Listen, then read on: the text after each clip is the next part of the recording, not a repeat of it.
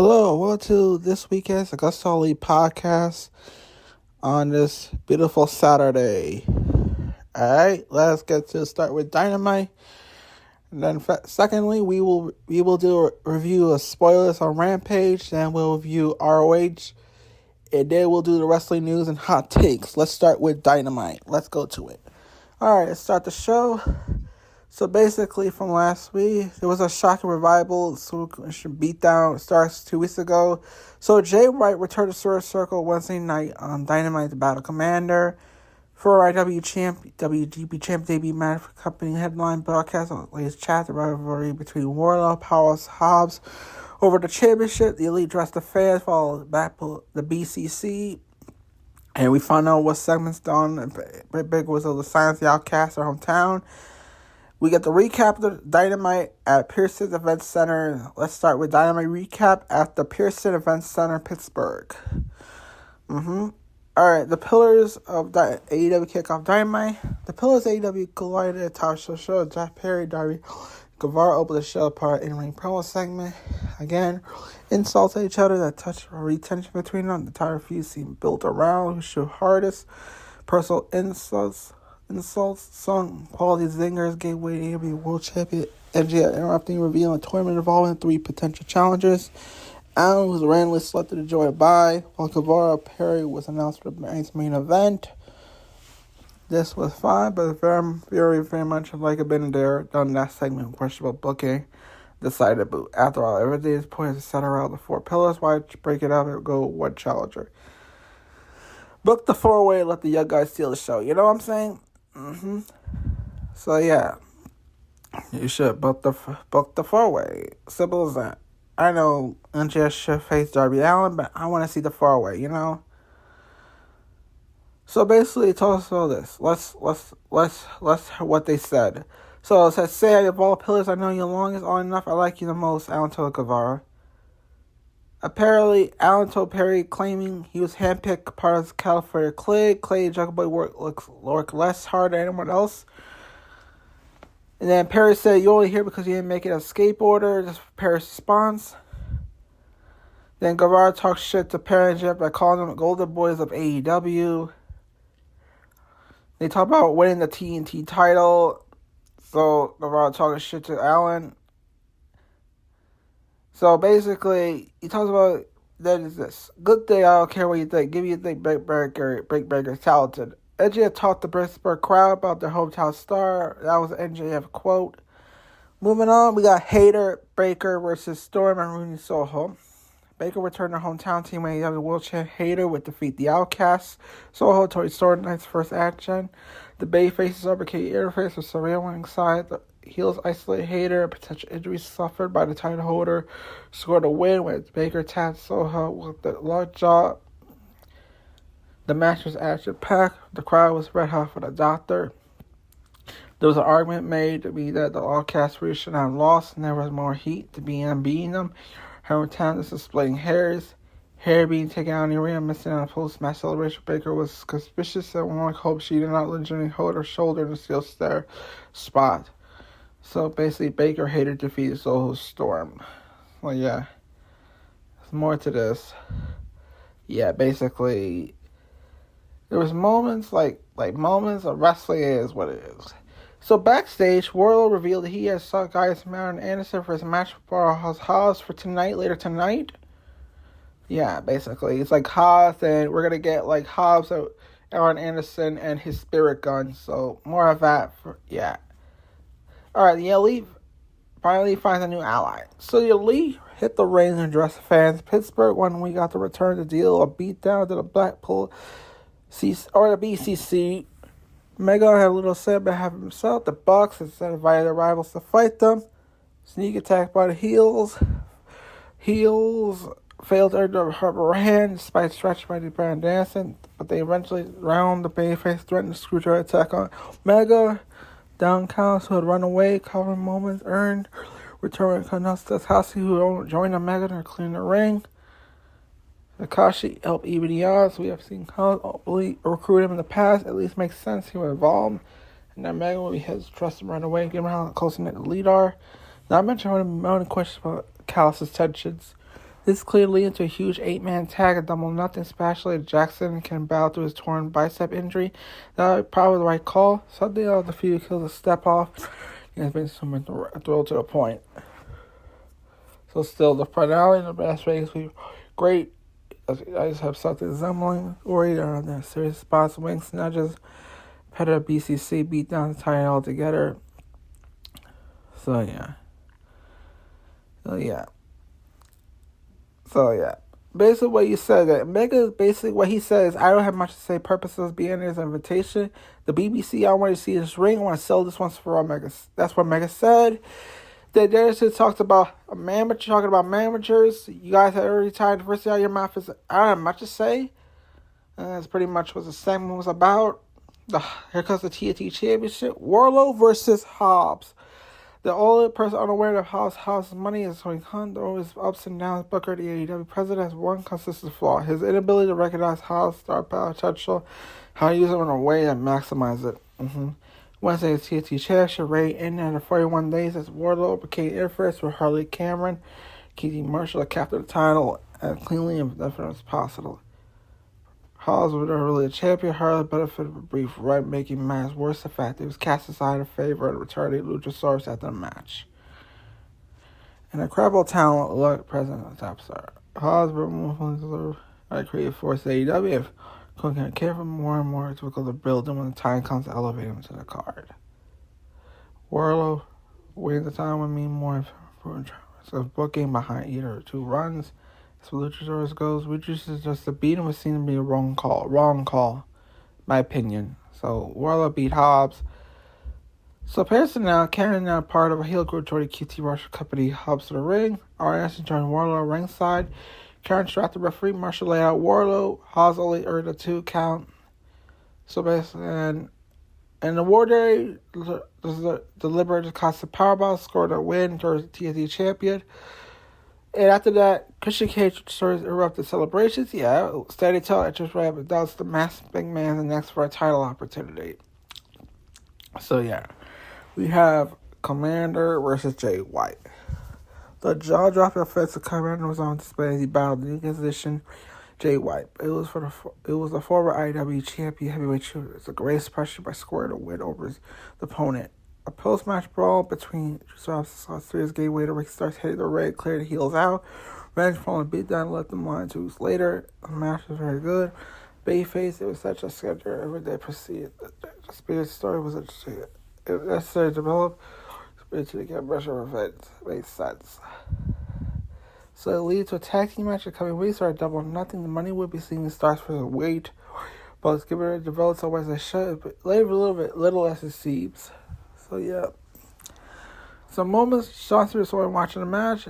So it's Fridays I pop out on television on Rampage. White cut him off several occasions. That was a great moment. After the match, Robs attacked Spears on the floor. The numbers game proved too much. Heels beat down Sharon until Starks made the same save. We got Adam Cole and Jericho face to face. While Stars arrived so promiscuously quickly Wednesday night with a segment established Jericho as a dangerous, despicable heel while giving Adam Cole motivation he needs to dig deep, at least a new side of him. Jericho warned Cole that he wanted nothing to do with the former world champion, made him good as part of handcuffing him to the ropes, forcing him to watch the Outcast beat down his girlfriend Baker before Carrie used a kendo stick on her. There are several different directions that go from here. Does AEW adopt to do a Jericho Cole match and double nothing, or does it corrupt their Baker Saraya mixed tag team match worthy of pay-per-view setting, given Baker's president at the beginning? The latter option would make sense. Regardless, this was shot adrenaline and feud didn't really feel like a program benefiting the star power evolved. Follow up at how Cole responds was sorry if the feud could build on this issue that copious amount of kick-ass Wayne Jericho's lackeys. So here's some moments, some quotes. I want to say from the bottom of my heart, I have absolute zero respect for you. Jericho told Cole, this is what is one-on-one. You don't want to meet me. You don't want to know me. You don't want to do anything with me. And that's from Adam Cole. Baker hit the ring, slapped Jericho. All the Outcasts appear for underneath the ring and attacked her. So, Jericho half cup Cole and headed Kansas City, blasted big with it. Dismay of her Town fans. Cole pleaded Cole to make it stop. Oh yeah, that was a crazy segment. So yeah, it was a weird, crazy experiment. Mm-hmm. The Acclaim, Billy Gunn versus Jericho Appreciate Society. So the Acclaim, Natty as Billy Gunn defeated Jericho Appreciate Society. The Acclaim and Daddy Ass, Billy Gunn defeated Jericho Appreciate Society, Daddy Ass, and Daddy Magic and Cool Hand and Hager. Evaded being forced to join heel faction process. Match feature promptly susceptible wrestler. Babyface picked the win, which is the right call. However, now is one of the hottest acts in the company. Go from here. Bowen Caster came from nowhere to cap the fan with tag belts dropped to the gun. Still, like everything felt like a stopgap. The feud with JS would probably be over at this point. This best, but no other program company. The babyface was to be heel and work with Penner, Park, Manor, and Hager Lee into Rebel or Nothing. So, yeah, Clay and Gunn defeated Menard, Parker, and Hager. So, yeah, the one moment that I liked was Daddy broke the code and set up the fetish or something. Yeah, I was like, man, here's the main event. Jungle Boy Jack Perry versus San Guevara. When faced out to prove some victory over Jack Perry, take easy way up and set to the bride for NJF. By process, helping to turn the crowd. I'm a contender. Guevara took the easy way out. Angelic match and gone. Jungle Boy ended by count-out following interference from AEW World Champ. The heel celebrated close the show, but it was apparent for Action fans they were not angry bad guys, but set unamused by the cheap finish. AEW prior to avoiding cop-outs like those, need to play out a match with build at such high stakes. Counter Harley, right time to go there. 4-way at the Double 90 still the end game. Shangus, which is just to be a case, it was apparent not to book a loss for a potential challenger. So why go there? Every side points a 4-way anyway. Fans are ready to see it, especially for assistance made enough sense. We just get too cute and hearted. Cole returned just that 4-way mat revealed. So tell it back to Tentacle and now it's probably case. You question about so we're going to finish. So the corner bush and I find ourselves in. Alright. So contact Guevara onto the ring stage. Reminder she does exist for those fans not watch AEW All Access. So there was a moment he launched himself to a destroyer, turned Guevara inside out, guard a 2 count. There was a moment. Perry did contract Guevara and weekly applied. It's not sure hurting overall drama should have been a big moment. Basically hurting the overall drama. One of the moments of the match led to the counter when Lynn JF laid out Perry inside with a ring. Went to the counter order for Babyface to count out the Babyface. So that was Dynamite. That show was okay. It was a good episode of Dynamite with some problems, some issues, but it was a good Dynamite anyway. So let's go to Rampage spoilers, because, you know what, Rampage is outside. I'm going to do the Rampage spoilers anyway. And this is a podcast every Saturday airs, so. But the new AEW Saturday show, that means I'm gonna have to move my podcast Sunday in the future if that were to happen. I'm just telling y'all right now, if the new show, the new AEW Saturday 2-hour show happens June, I will have to move my podcast to Sundays. It wouldn't make sense. Hope it makes sense. So that's how I'm telling you. I'm telling y'all right now. I'm just telling you right now. All right, let's go to the Rampage spoilers. Okay. Minor interruptions, but you know what? Let's get to the Rampage spoilers. Don't care. All right. Right. Again, what I said is, Vingo steals the show. Jeff Hardy makes his return this week. Hardy's going to be teaming with his brother, Isaiah Cassie Hook. So, yeah. So, let's start. Apparently, I heard that Moxley Daniel fought Christopher Bennett in a singles match. It was good, and Moxley won that match. Then we got a Stokely halfway promo from Bobby Hardy in the deletion match. Hardy talked to refs. Hardy talks about the deletion match. Hardy said we reveal details in due time. There's build to it. I heard it was a good build. We got Julia Hart defeated Kara Hogan. It was a good squash match. Lethal Heart, there's my progress to a story. I heard you need to watch Rampage this Saturday night. Watch it. Alright, Lethal, JR defeated the assassin Slim J, but there's some progress to the story as well. You need to watch Saturday night to see more of it.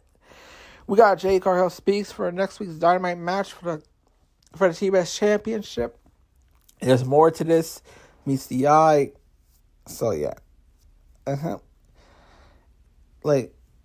And here's the main event. Vingo with Jessica. Egypt Van Eagle defeated Jessica to retain the AAA Mega Championship. I don't know what happened after that. It was some crazy shit. So, next week, Dynamite. I don't know what was going to happen. What happened, Rampage. It was like a spoilers, but you need to watch Saturday Night Rampage to find out more on this.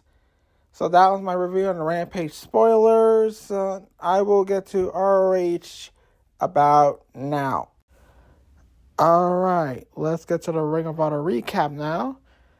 Alright, basically, it's another week episode of Ring of Honor Take Along Dynamite. So you'll see similar sets, bigger crowd usual than ROH tapings in studio. So the Thursday show featured a lot of action, but the two biggest matches on the card relates to men's TV and women's world titles. So Samoa Joe put the ROH Television Championship on the line against Colt Cabana. Dina faced Heather Reckless, a proving ground match. So let's take a look what went down during this week's episode of ROH. So the Kingdom versus Andrade Martin. Darius Martin teamed up with Andrade to take on Andrade to take on 2 men of credit for Dante Martin's injury. TV and Mike Bennett. TV and Corner Martin pounded on him until Bennett make a tag. Kingdom did a good job isolating Darius from his partner with a double team moves and quick tag. Spent a lot of time in the driver's seat before Darius were able to tag in Andrade. The young man had a good spots. Tavy and Bennett took over again. A lot of Irish matches that go more than 2 minutes down the middle with 2 offense, but seemed to be destined to make Kingdom look like one of the most dominant teams in the company.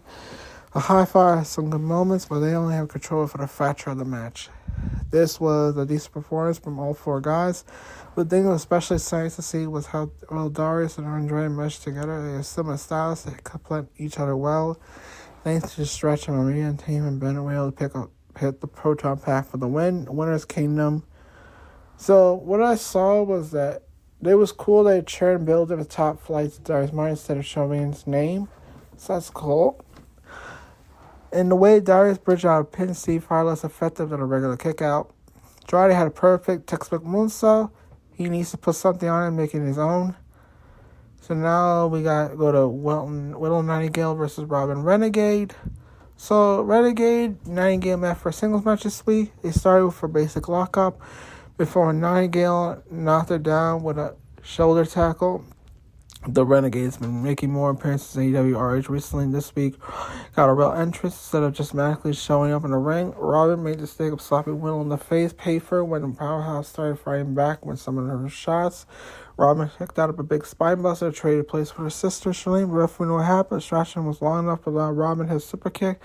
Willow still managed to get a win by countering a pinning combination. The Renegade tapped her after the match, took her out with a modified heart attack. The sprout was a little on the short side, but nothing besides bad. As always, Willow stand out anytime she performs on the show. Winner, Willow Nightingale. So, yeah, Willow gotta get wins.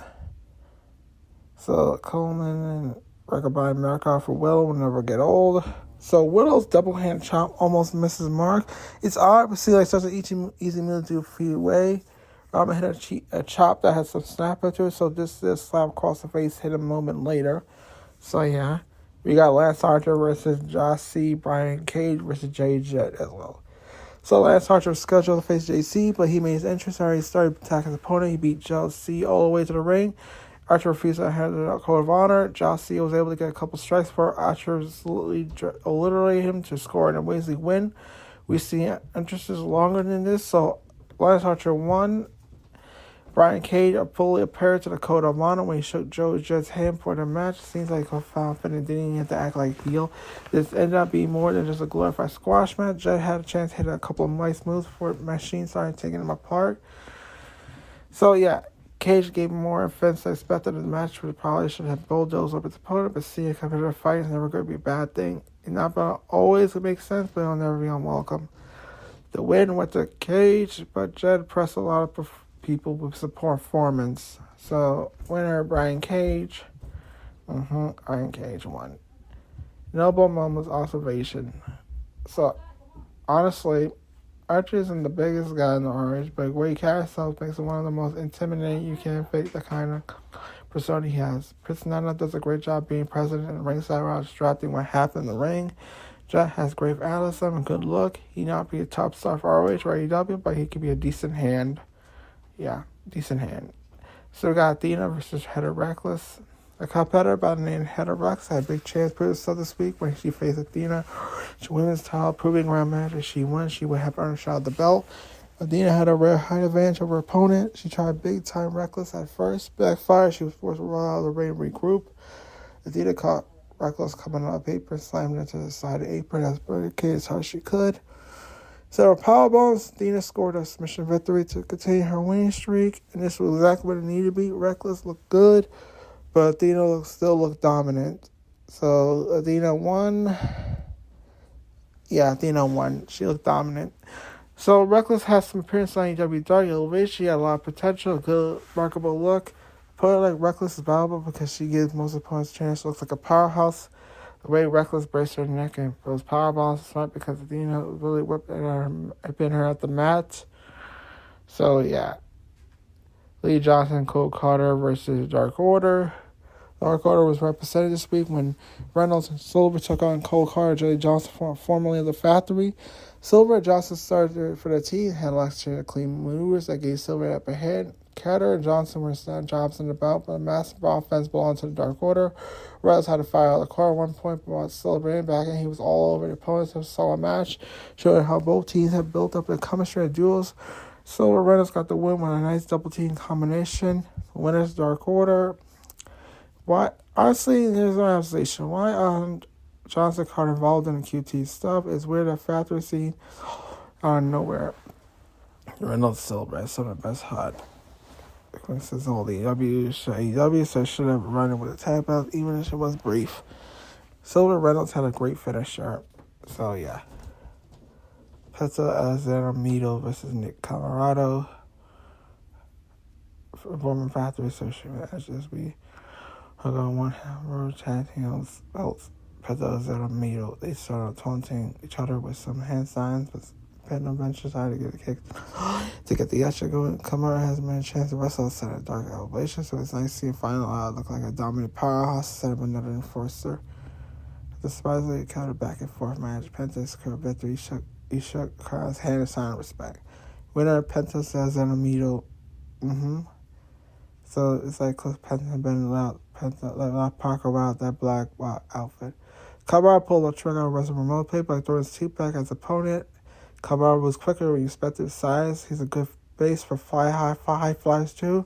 To make Kara so Penta Fisher after the match was hilarious. It was pretty hilarious, honestly. Then we got Lee Moriarty versus Konosuke Takahashi. The firm's Lee Johnson match against Don Cossie and one recruiting to lead. Konosuke Takahashi, that's not been a pure rules match, but these two are known for technical ability, unique offense. They put on quite a show. Man up ahead most of the minute, time a minute. This is easily the most eventfully spit match of the night. Best way this could have been booked. Both tries had themselves in RH AEW, so be able to put on press performance and even defeat, so going to open up more doors in the future. Takasa put up a great fight. He was able to overcome Takahashi's running knee strike. Winner, Takahashi. Moriarty moves a circle to reach a line. Either hand or don't. Takahashi has it, but like lesser degree. Both guys are bigger than you would expect to see him in person. Moriarty's way of saying, look, whenever it straps up. Montage farm straight, look better, brutal, impact echo in the arena. Some of them kind of are awesome. Go all your way to watch this one. So yeah, for this week. So watch this one on ROH. It's on ROH. Watch ROH streaming service. It's like $19.99 a month. It's easy, it's cheap, and affordable. We go to El Hijo del Vico versus Gringo Loco. Gringo Loco made his ROH debut this week when he took on Triple A's Mega Champion in a title match. Hijo del Vigo came out to a great response. Ringo does not have the kind of physique with special high floor, but he was ring quickly as Ringo. They wasted no time stepping gas where there was this awesome chant with a couple of minutes. This was a crowd with aerobical aerobics. People enjoyed this because how logical moves prepared to be. We enjoyed literally. We're gonna have a lot of fun with this. There were too many spots to call on here. All of them here. Local had a fantastic showing, but the AAA champion ended up getting the win with Stacy Senton. Winner Adhija de Viking. No. Lani Irvine, Cabani, and Caprice made sure fellas about fame, but truth had been outside RH. It was having nice blur backstory. The way Vigo stood on Vocal shoulders, hit a takedown was amazing. Local paid Vingo's respect after the nice nice moment. Vingo had a large landing when he missed a suicide dive. Vingo hit him as a cartwheel move when he was trying to do on top rope. So recovered in a way and made it a little intentional. So we go to the mat. We go to the Iron Savages is Ren Jones and Logan Lynch. Samoa Joe versus Colt Cabana in the main event. The former Bear Country was action when the Iron Savages took on Ren Jones and Logan Lynch in a quick squash tag match. Bronson Builder race uses and exhibits showed the signature moves. This got easy win a couple minutes. Just much as a sale, this Iron Savages have potential for a great team in RH Buck Wright. Savages won. The main event of the night featured Samoa Joe defending the RH TV Championship against the man integral to RH history, Colt Cabana. While Boom Boom didn't split the home run on defense, Joe definitely had the upper hand for a lot more of it. He has seen the insult every time Cabana would try to make a comeback.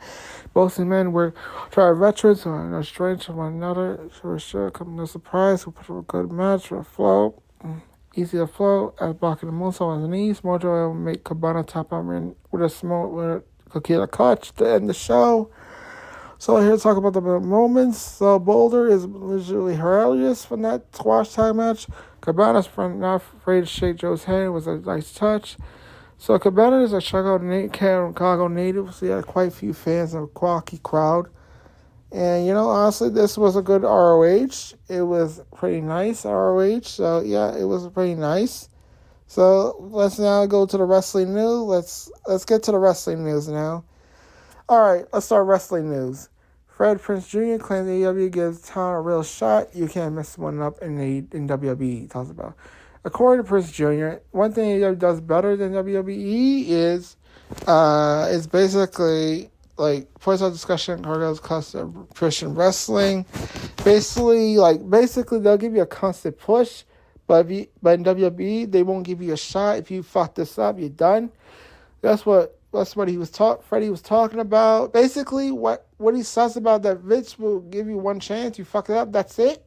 AEW will give you plenty of chances to prove yourself. So, as a one off for AEW, and pretty much down for WWE.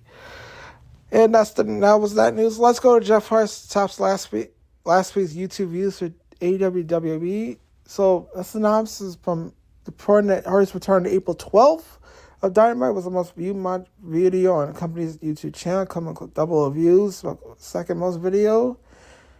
Yes, the Elite returned to the BCC at the BCC decimated Cutler and Nakazawa. So basically, Hardy did not appear on a program since 10 months after DUI arrest led to suspension, stayed in rehab. Former champ returned Wednesday, helped his brother fight out the Ferb. So, apparently, Hardy's not poorly clear to compete. Recently recovered for eye surgery. His brother Matt believes he's in a better place. So, I'm not sure to trust Hardy. We don't know, he might relapse. So, let's hope Hardy does better from this. And this is his last chance. So, yeah. WWE reported a reach agreement to allow talent to stream on Twitch. WWE reported a ban would prevent wrestlers from making money. Third-party media, Twitch informants such as Gulak and Vigo were months affected by new policy this then. Talent ability to stream on Twitch and make consistent unclear. And freedom, so it's like right for select as deals struck WWE Twitch. Harmonies and streamers for time. Fight for select learned that WWE Twitch reached agreement. Wrestle back with no restrictions. So apparently following the priest to tower at the ring. So as for oil, Pepper Effectively, that Porus had no restrictions, pouring down to the company wanted to prove the night request to stream with talent founder wrestling companies because unwanted crossovers happen. So yeah, it's mostly want to like prevent unwanted crossovers happening. So they want to prevent that. It's understanding. It's WWE's their own company, so yeah. So we got a talk for Hangman and Page talks about reportedly contract extensions. Hangman was signed since 2019. He's a former world champion, resigning. Now, from Fight Select, we're reporting that AEW is currently processing to offer Hangman a new contract stay with the company. Yeah, so Hangman is working towards a new contract progress. So, yeah. The report that points out their close situation negotiating fairly on thus there's no current timeline when agreement may be reached.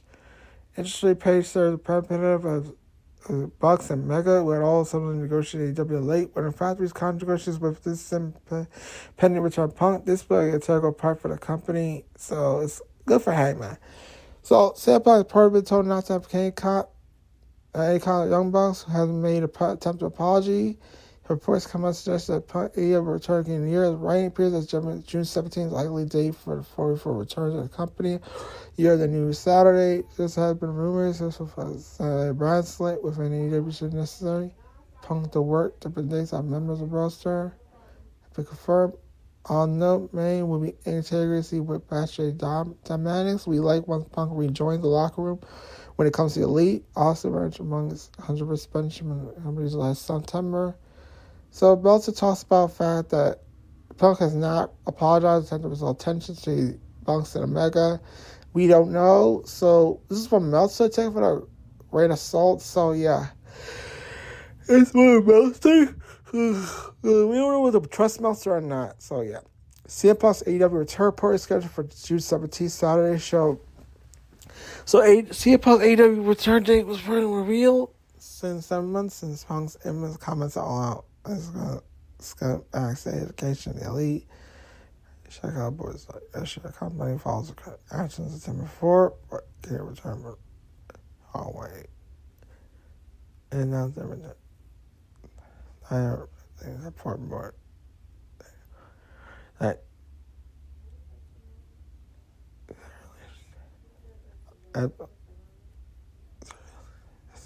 they here return June 17th.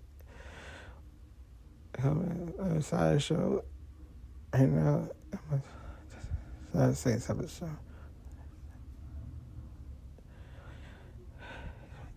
Meltzer. So, it's from Meltzer. The return pop up on May and fans. So, fans, artists may not be the only one sight see strange. Back as the observer going to reveal that Warner Bros. Company is Punk is important to fans. The shadow show to them clear with the deal depending on Punk return. Specific at the very least. Well, people said that Warner Bros. Want Punk back and start the new Shadow show. Though told differently, we doing what's really important this deal where come on him part way. One person outside had been seen conversation indicating that when the discovery definitely want back. Other things that happened in recent weeks, maybe done behind the scenes, indicated that Punk being back, nothing else. So everything well. Meltzer also mentioned that Punk is at least part of the beginning of Saturday Night TV deal and playing in the genre with Discovery pay per hour for a program, getting around $52 million per year on that deal.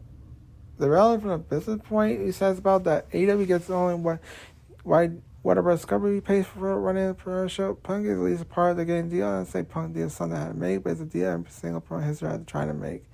If AEW only makes what Discovery has been paying for shows during the rule, $500 per hour in general, or Discovery is paying for its run program, that's $52 million per year. That's a game changer financial deal for AEW.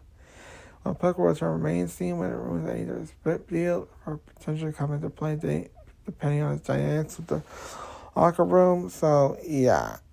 So basically, like some CM Punk coming back to AEW was part of the deal with the Saturday show. So it's what it is. It's hot. It's what it is. So yeah. This was AgostoAllElite Podcast. I'll see y'all next Saturday. See you later. And oh yeah, check out my other episodes before, like something you could enjoy. So see y'all later. See you next week from AgostoAllElite Podcast. Bye.